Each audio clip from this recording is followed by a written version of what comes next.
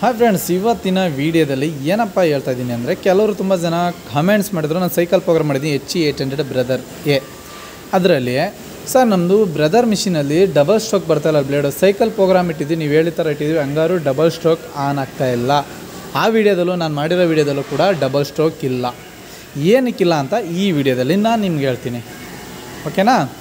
ಕೆಲವರು ನನಗೆ ಕಮೆಂಟ್ಸ್ ಮಾಡಿದ್ದಾರೆ, ಅವ್ರಿಗೋಸ್ಕರ ಈ ವಿಡಿಯೋಗಳು ನೋಡ್ಬೋದು. ಇದರಲ್ಲೂ ಕೂಡ ಡಬಲ್ ಸ್ಟ್ರೋಕ್ ಇಲ್ಲ. ಒಂದು ಸರ್ ರನ್ ಮಾಡಿ ತೋರಿಸ್ಬಿಡ್ತೀನಿ ನಾನು ನಿಮಗೆ.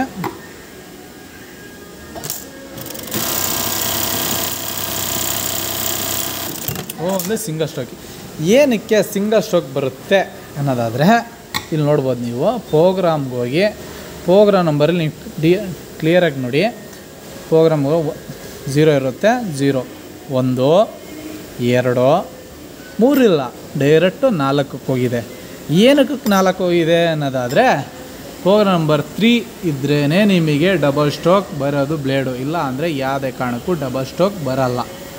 ಅದು ಬರಬೇಕಪ್ಪ, ಡಬಲ್ ಸ್ಟ್ರೋಕ್ ನಮ್ಗೆ ಬೇಕು ಅನ್ನೋದಾದರೆ ಅದಕ್ಕೊಂದು ಇದೆ. ನಮ್ಮ ಮೊಬೈಲ್ಗೆ ಹೆಂಗೆ ಮೆಮೊರಿ ಕಾರ್ಡ್ ಅಂತೀವೋ ಅದಕ್ಕೂ ಕೂಡ ಒಂದು ಮೆಮೊರಿ ಕಾರ್ಡ್ ಇದೆ. ಇದಕ್ಕೆ ಮೆಮೊರಿ ಕಾರ್ಡ್ ಅನ್ನಲ್ಲ, EEPROM ಅಂತಾರೆ. ಓಕೆ, ಅದು ಎಲ್ಲಿರುತ್ತೆ ಅಂತ ತೋರಿಸಿ ನೋಡಿ ನಿಮಗೆ. ಮಿಷಿನ್ ಆಫ್ ಮಾಡಿ, ಇಲ್ಲ ಶಾರ್ಟ್ ಆಗಿಬಿಟ್ಟುತ್ತೆ, ಕಷ್ಟ. ಈ ಕಡೆ ನಮ್ಮ ಏನು ಆಪ್ರೇಟ್ರ್ ಕೂತ್ಕೊಳ್ತಾರೆ, ಆ ಸೈಡು ಬೋರ್ಡ್ ಬಿಚ್ಚಿ ಈ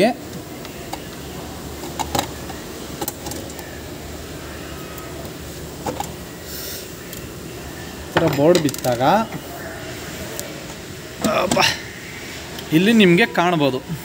ಇಲ್ಲಿ ಕಾಣ್ತಾ ಇದೆಯಲ್ಲ, MN-CE ಅಂತ ಇದೆ. HE800A. ಇದಕ್ಕೆ EEPROM ಅಂತಾರೆ, ಓಕೆನಾ?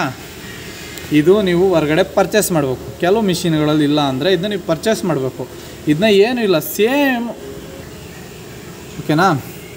ಇದನ್ನ ಒಂದು ಸ್ಮಾಲ್ ಸ್ಕ್ರೂಡ್ರೈವರಿಂದ ಈ ಸೈಡಿಂದ ಹೋಗುತ್ತೆ,